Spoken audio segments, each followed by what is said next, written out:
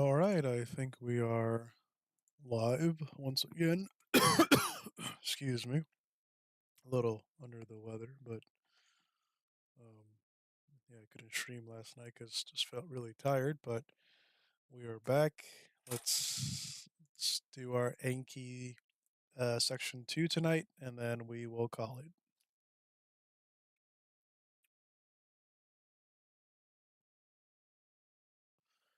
Oh, it's doing that time thing again.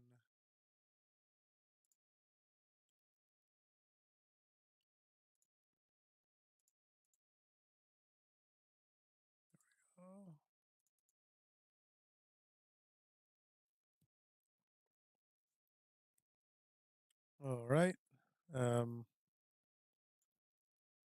part section 2 again. 20 questions, just like we did before. Uh, the goal here is just to score a little better than we did last time and start edging in into, you know, 90, 100% correct territory. What is an important characteristic of data encryption that ensures ciphertext is very different from the original text?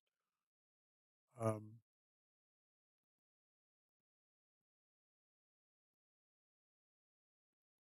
this is B, confusion. Yep. Confusion is an important characteristic of data encryption that ensures ciphertext is very different from the original. Plain text characteristic helps make the encryption more secure and difficult to break as there is no obvious correlation between the plain text and the ciphertext. What is the primary characteristic of a warm site in the context of a disaster recovery? Well, warm sites usually contain the infrastructure, but aren't a complete replica of the production environment. Um,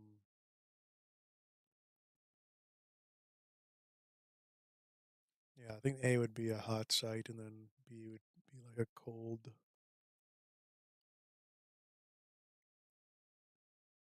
site. Go with C here.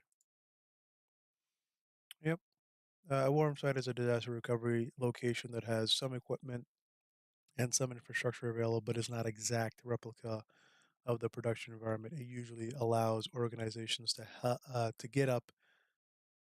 Sorry, it usually allows organizations to get up and running within a relatively short period of time by providing services or equipment for the infrastructure while the organizations bring their configuration to plug into the provided equipment.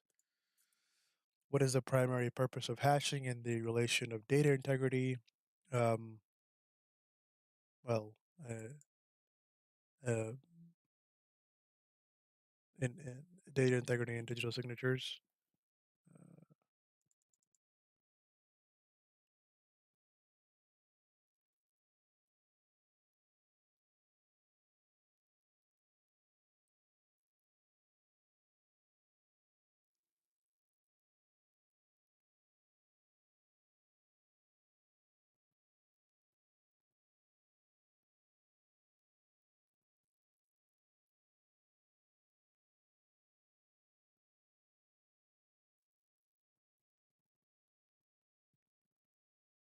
won't be here.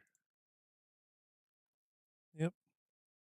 Hashing is used to represent data as a short string of text called digest. The process is irreversible, meaning that once data is hashed, the original data cannot be retrieved. This is used for data integrity and digital signatures to ensure that the received data is the same as the original data without tampering. And there's a Professor Messer video there. What is the primary purpose of a honeypot in the context of network security? So honeypots usually are kind of networks that are designed to study the types of attacks that an attacker would use. Um, they're, just like the bee's honey that attracts other animals, right? Um, a honeypot would attract attackers and usually just study, in this case, like B says, be a decoy system so that, excuse me, that would attract attackers away from the production environment. This one sounds like the most relevant here. Uh,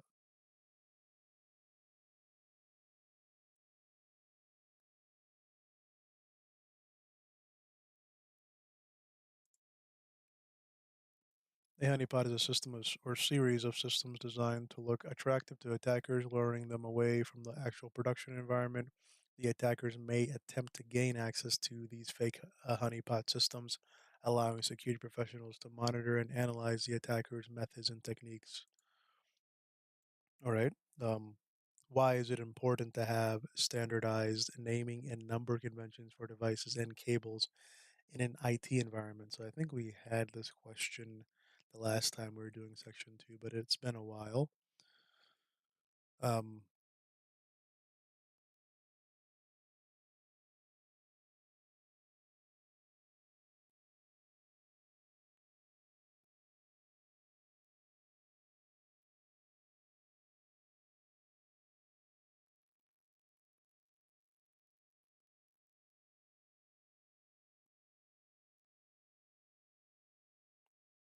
Zoom A here. Oh, this was B. Ensure efficient communication during change control. Yeah. Yeah, we'll come back to this one. I think this one we just kind of got stumped on here. What is the main purpose of a honey file within a honeypot or honey net? Um,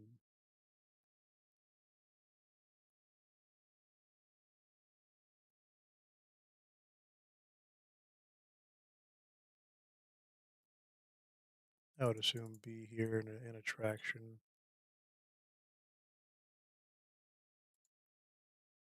Yeah, honey files are inside honey pots or honey and honey nets as an attractive bait for attackers. These files may have appealing names like passwords.txt to entice attackers to access them. When a honey file is accessed, an alert can be generated, allowing security professionals to know that someone has tried to attack the system and gather information about the attack. Which of the following best describes a cold site in the context of disaster recovery or DR?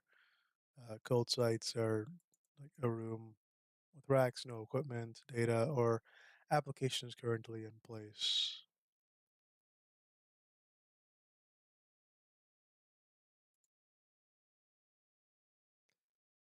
Yep. Requires bringing backup data and personnel to set up and run the systems when needed. What is the primary purpose of a honeynet in a network security strategy? Well, very similar to the honeypot one, to gather information about attackers from multiple sources.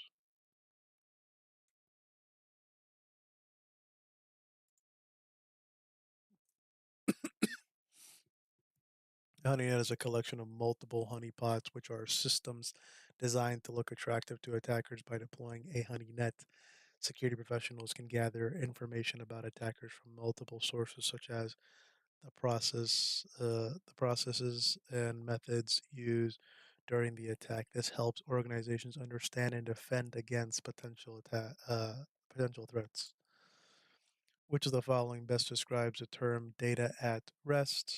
Um, Data that is stored on a storage device.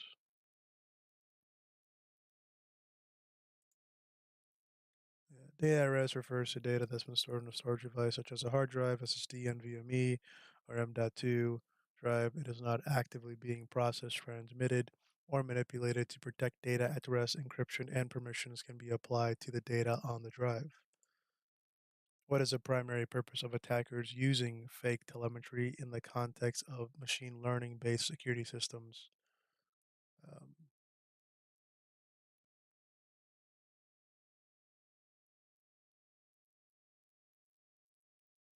Make ML system classify malware as benign, cause denial of service to redirect users to malicious websites.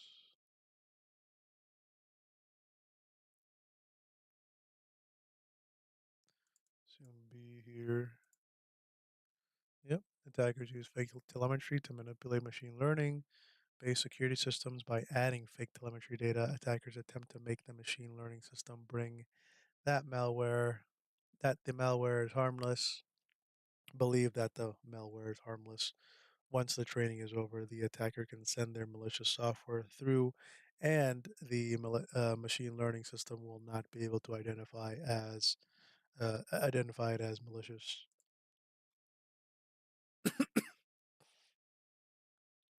Which security measure can be used to specifically monitor and control communication to a user's data in web-based application using an API? Um, a WAF.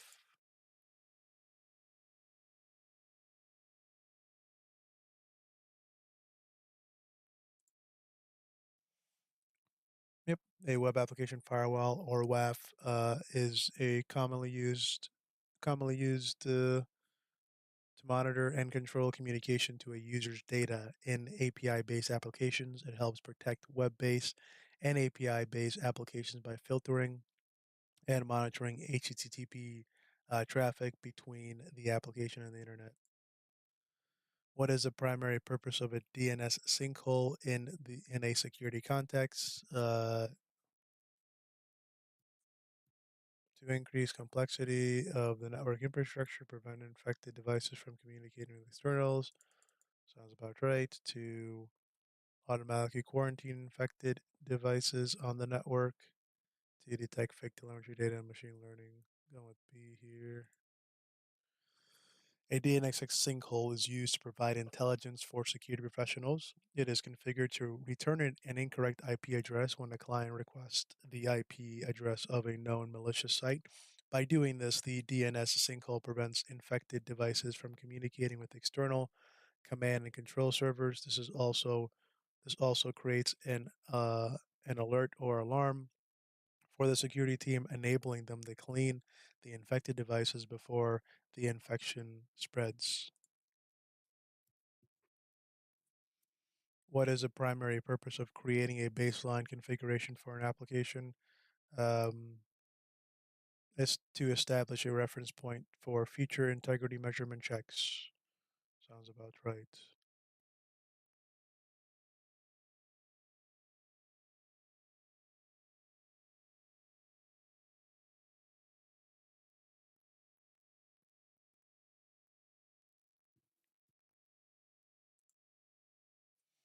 Yes, the explanation here is creating a baseline configuration for an application provides a reference point for future integrity measurement checks, ensuring that the current state of the application matches the documented configuration. It allows IT teams to identify deviations from the baseline and determine necessary corrective actions. What are the primary components provided by a cloud service provider in a IaaS model? So we got to think infrastructure here. So um, CPU, storage, and networking connectivity would be right. We'd be looking for hardware devices from an infrastructure standpoint. Um, a PaaS, a platform as a service, would provide you stuff like the operating system, middleware, and runtime. Um, a SaaS would provide you the complete applications and data management, and then building blocks for the application development. Could be another PaaS one. Yeah, I'm going with A here. Yeah. Um, IaaS model, the cloud service provider provides the hardware components such as the CPUs, storage, and network connectivity. The customer is responsible for the operating system and the application that run on the infrastructure as well as data security. Which step is crucial in the response and recovery processes for an organization dealing with a security attack? Um, Training the employees to use SSL, well, no. Documenting the entire response and recovery process, ensuring all employees have valid passports. Okay. And ensuring sensitive data and storing sensitive data on local devices only. Interesting. I think B is the correct one here. The other ones just seemed a little off. Um, this documentation helps in understanding and identifying when an attack is occurring, containing it, and limiting the scope of the attack. Having a well documented process also ensures that everyone knows the next steps to be taken during an attack. Which of the following best describes the key characteristics of a platform as a service or a PaaS in cloud computing? Uh, Manages everything from the application down to the infrastructure. Um, ma- uh, pro- Provides the hardware required to get services up and running. Yes, they do. Um, Club offers the building blocks for creating customized applications. Complete software solution, which users only need to log in and use the service. I would assume B would be true here. There, you get all the IaaS items, right? And then you also get the operating system, and then the networking equipment, and essentially the access to an entire like let's use like Red Hat for example, a Red Hat VM that would be spun up that has access to all the back end equipment, the networking, the storage, the CPU, the memory. Um, that would all be true in in a PaaS environment. Uh, Only provides and in B's case it says only provides the hardware required to get services up and running. This would be an IaaS, so I would assume a PaaS here uh, would be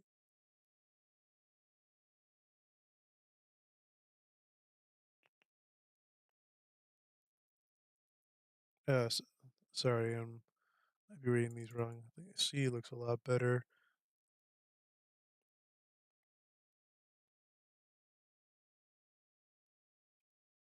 Yeah, oh, let's see, could be wrong here. Okay, cool. Why is it C? In a PaaS, the cloud service provider manages the operating system, infrastructure, virtualization services, and provides the building blocks for developers to create customized applications. This model is a middle ground between IaaS and SaaS, an IaaS and a SaaS model. What is the primary purpose of tokenization in protecting data? Uh, Tokenization, obfuscating the data by masking it with asterisks, is restricting user access to data based on permissions, replacing a set of data with different set of data, encrypting the data using a secret key.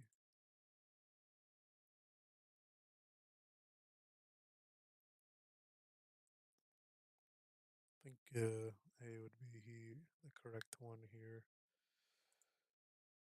Okay, this one we got wrong. Let's. I think we had a similar question to this one, so let's see here. Replacing sensitive data with a different set of different set of data. Tokenization is a method of protecting data by replacing sensitive information with a completely different set of data.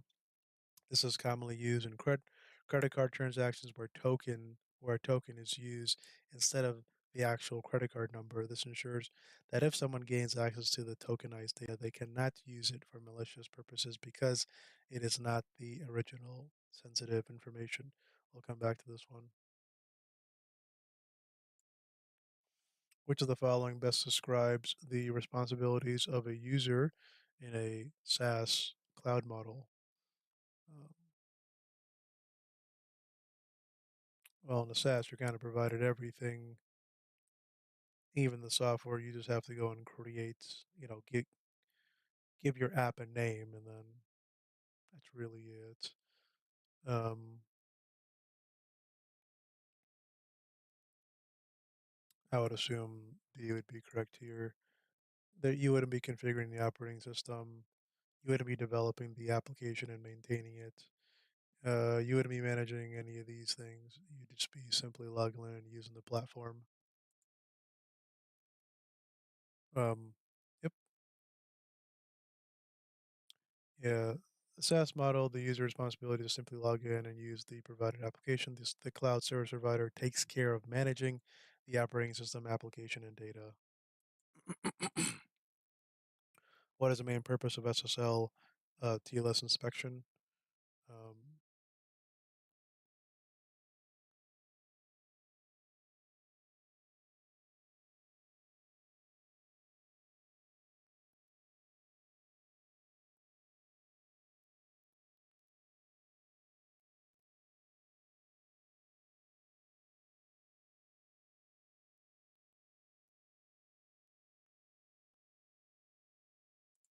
B sounds right here. Yep. By doing so, they can block such content from entering or leaving the network, maintaining security of data. Inspection is, well, SSL and TLS inspection is a process where security professionals view and analyze the information within encrypted data to determine if there's anything malicious inside. And then again, by doing so, they can block such content from entering or leaving the network, maintaining the security of the data. Which of the following best describes the responsibilities of an organization using a PaaS, a platform as a service? So this one, I think we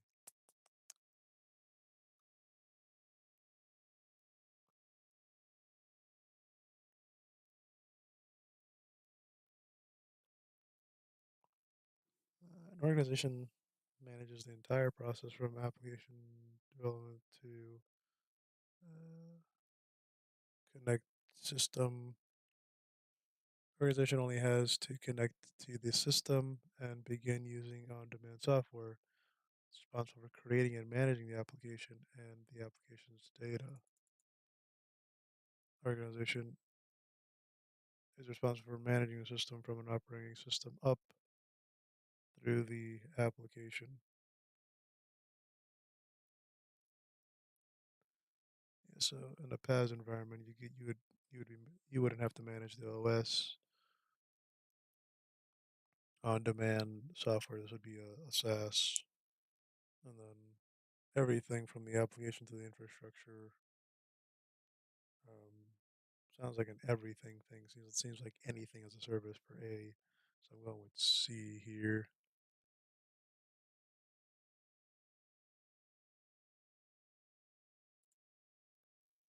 Yep. The organization is responsible for creating and managing the application and its data, while the cloud service provider takes care of the underlying services. Um, yep, and then you get provided the OS, virtualized services, and other building blocks needed for app development. Okay. Which of the following best describes a hot site in the context of DR or disaster recovery? Just a replica of the environment ready to go at any time. Um, yeah, C would be correct here.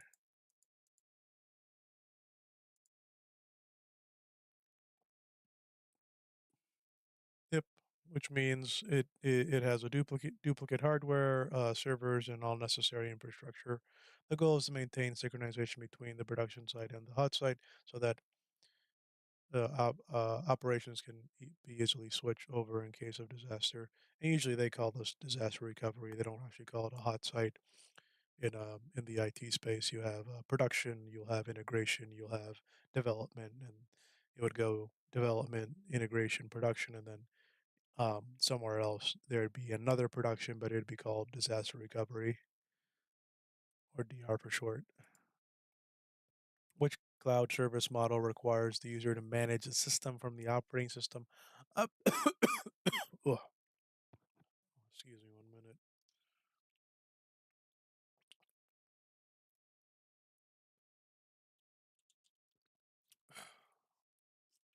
Had a little water break there. Which cloud service model requires the user to manage the system from operating system up through the application and be responsible for data security on the system? Uh, requires the user to manage the OS up through the application. Well,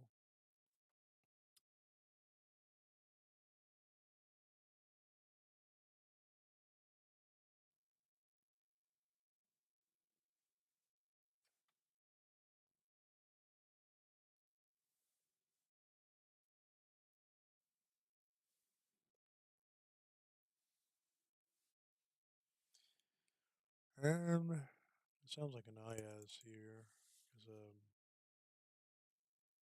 you wouldn't get the OS from an IaaS perspective. You would get the hardware. Um, but it does also sound like anything as a service. But we'll see here. Yep. In an IaaS model, cloud service providers supplies hardware such as CPU, storage, and networking connectivity, but the user is responsible for the operating system applications, data security on the system. Users need to manage the system from the operating system on up through the application. You can kind of think about this as in the same kind of context of you buying your own hardware, let's say for like your PC, and then putting it together, and um, then installing an operating system on there, which then you have to manage, right? So while it's not you're not being provided the service in an IS context, you're kind of like a customer. It's kind of the same concept as buying PC parts and then putting them together, um, then kind of installing the software and keeping it up to date yourself, right? You are your own admin in that scenario. What does the term data sovereignty refer to in the context of data protection? Um, yeah, so this word just in I think we went over this in a previous stream. This word is definitely used a lot in the legal system. So um, the when someone is a when this word is kind of used, my brain immediately goes to something legal or law based. D sounds like the correct answer just based on that fact. The other ones don't exactly relate to the word itself. This is tokenization. Um, this is encrypting data with confusion. I don't. Yeah, I can't pull any of these as a correct answer. Sounds like D to me.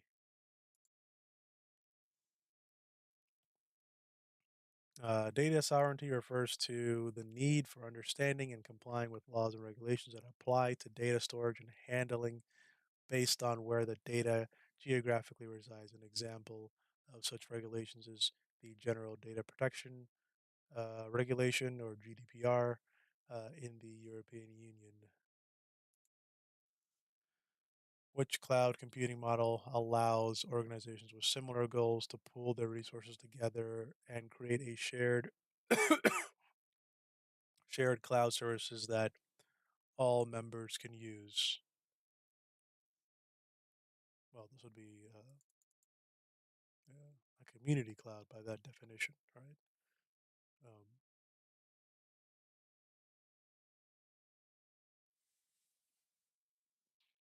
a public cloud sounds like something that would be provided by an organization that's more, I guess, more open sourcey.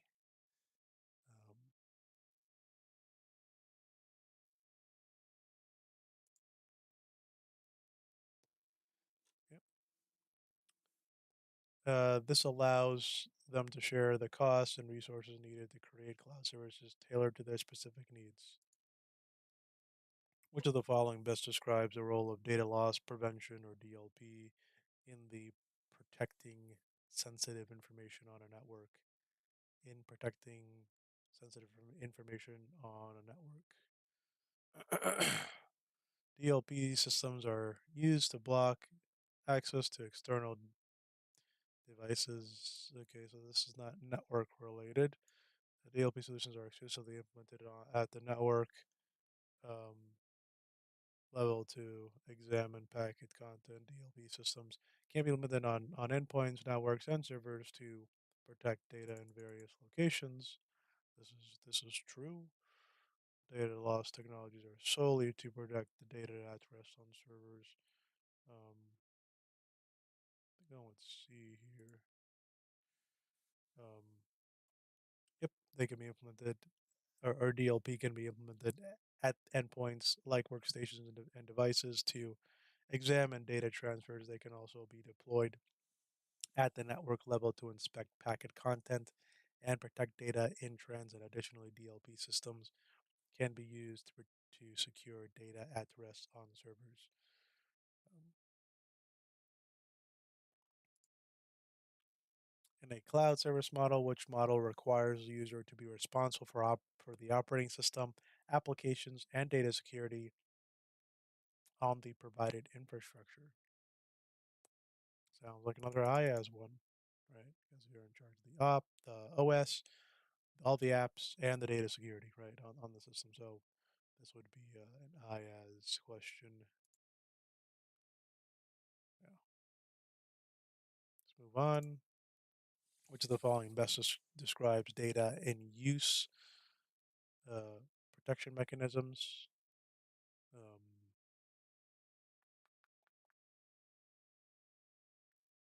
monitoring data and memory for unauthorized access, um, data in use.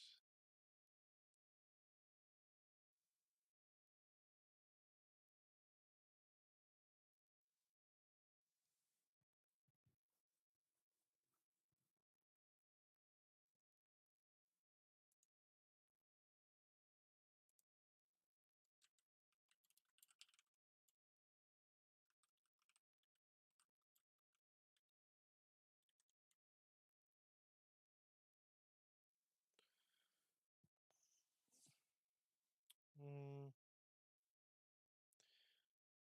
I feel like this one would be like an encryption one, but can't choose between B and D.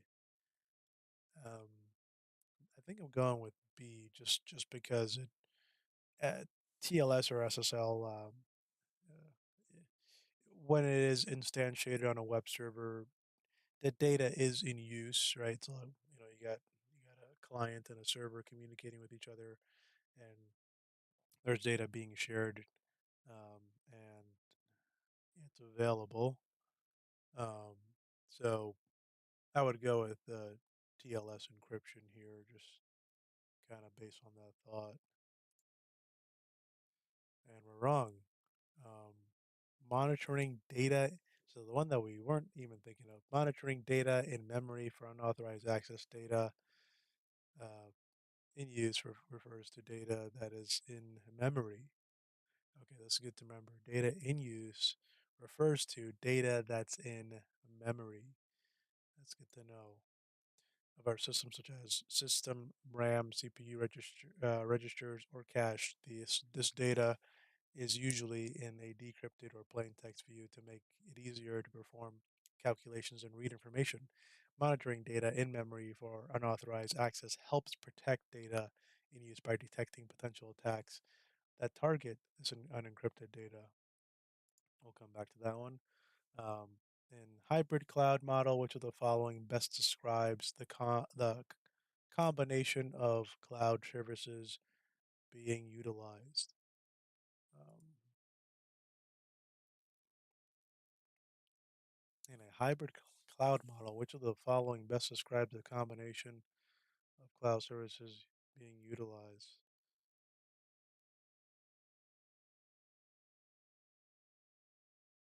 Um, C.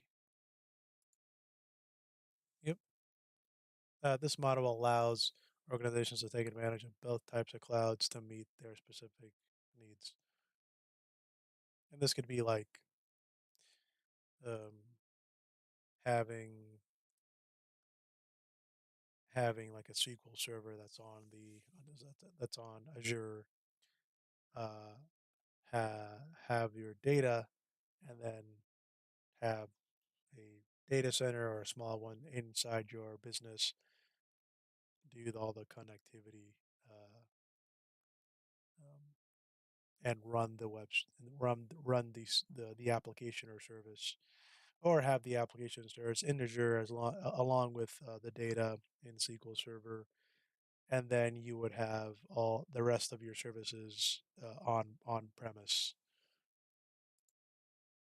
Um,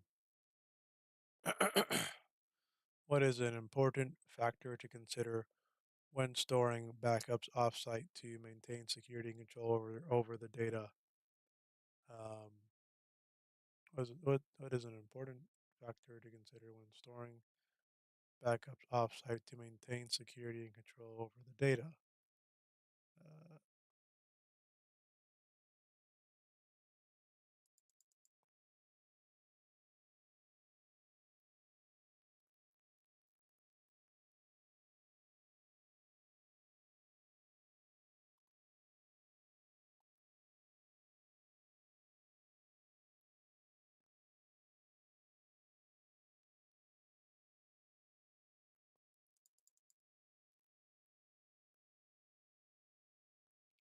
sounds like a geographic question because different countries have different rules for backups, and depending on where they're stored, it could you could just not have access to it. They could just kind of blockade and say, "Hey, you can't have your data because it's against our laws."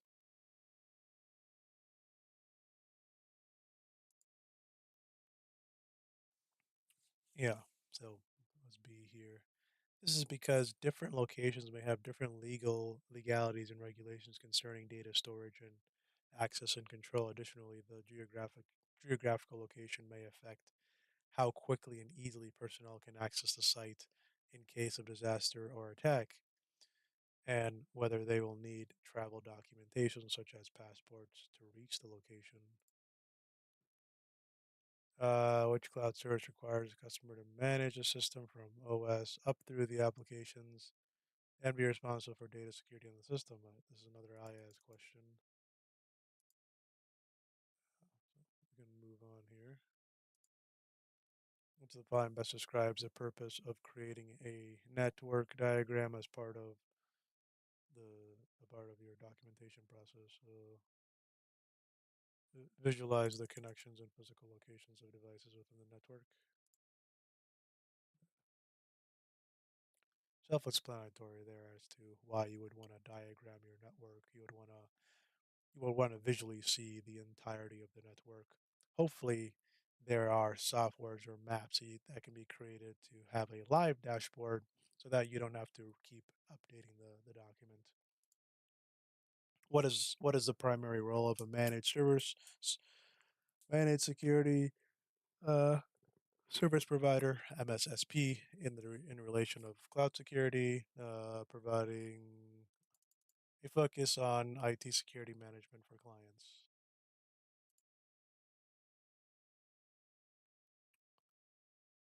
They do things like manage firewalls, remove rules, uh, add and remove rules from the firewall, provide patch management, conduct security audits or client systems, and offer emergency response services related to IT security. Which of the following methods is used to protect data in transit or data in motion while it is being transmitted across a network?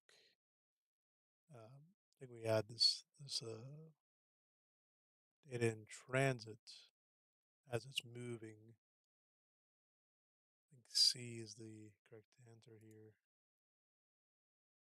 So data in use is memory. So that's the difference here. Data in transit is, well, data in motion, and once that's true, then it's TLS. So it's good to remember there. Which cloud computing model requires an org to manage the OS, middleware, runtime, data, and applications, while the cloud service provider handles networking, storage servers, and virtualization? Interesting. Um,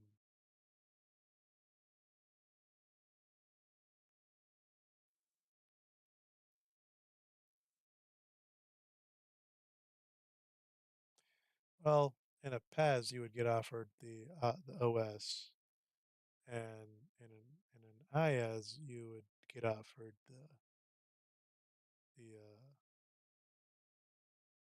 all this stuff, the networking, the storage, the servers. So the cloud provider would do that, and then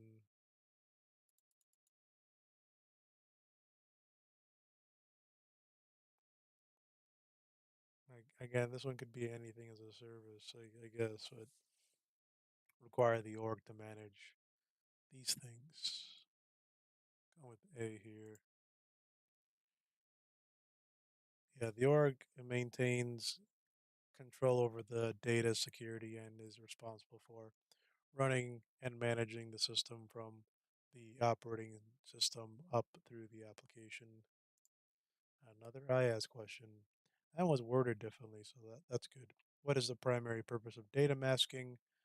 Uh, to obfuscate sensitive data, making it difficult to read.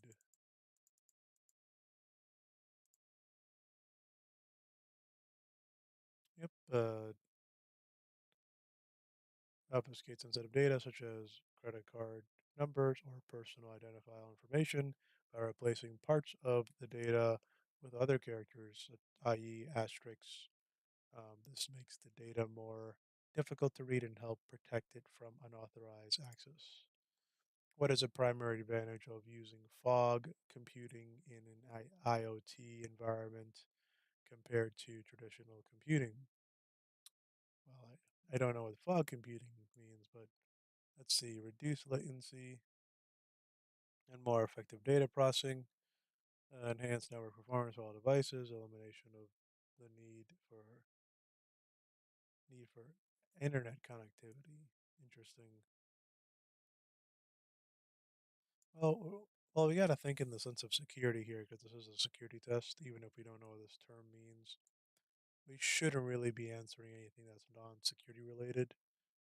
Um, that's kind of what I'm going with. So I can eliminate these two here through data encryption. Well, IoT devices are connected to the internet. And that's what makes them vulnerable. So I'm kind of going with D here as the answer. And we got it wrong. Oh, well, that was I guess a good guess here. Why is D wrong?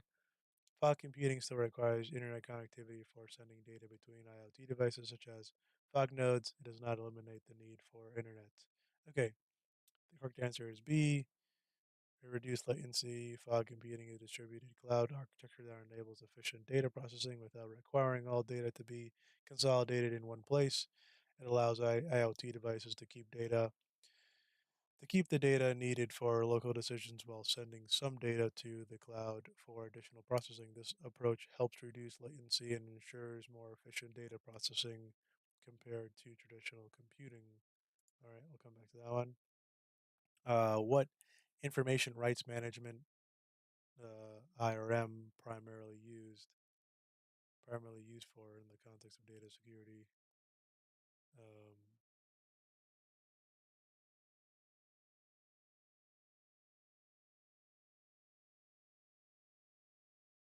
D here. I mean, I wouldn't see why any of these would be the correct answer.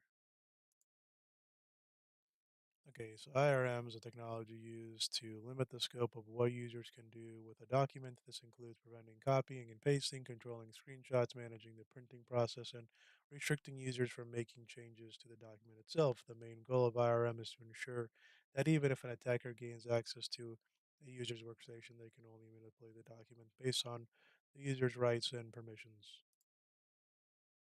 What is the primary advantage of using edge computing for IoT devices? Um, allows the devices to make local decisions without relying on internet connectivity, centralizes all data processing in one location. This is one of those terms where if you know it, you know it. If you don't, you don't.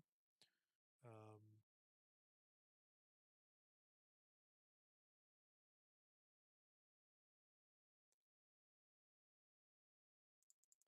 reduces the need for cloud storage.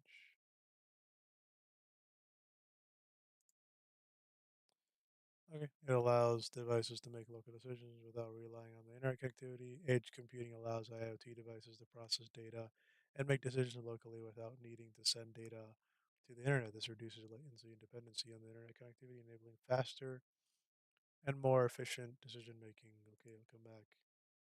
What is one advantage of having a standardized IP addressing schema in an organization? Um, facilitates better management of subnets and IP address assignments.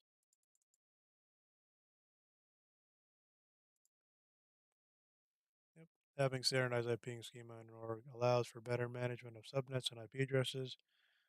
This can help ensure IP addresses are used consistently across different locations, making it easier to manage and troubleshoot the network. What is the purpose of a thin client in a cloud-based infrastructure? To run multiple applications, to provide remote desktop view of a desktop running in the cloud. This is true for thin clients, to manage multiple cloud services, to break up the application into individual services. So a thin client is just a machine that it really doesn't have anything running on it. It just it's just a piece of hardware that will connect up to the cloud or wherever your data center, and then just spin up VMs for you to use, right? And all the processing gets done in a external place, so it doesn't get done on the thin client itself. So go and B here.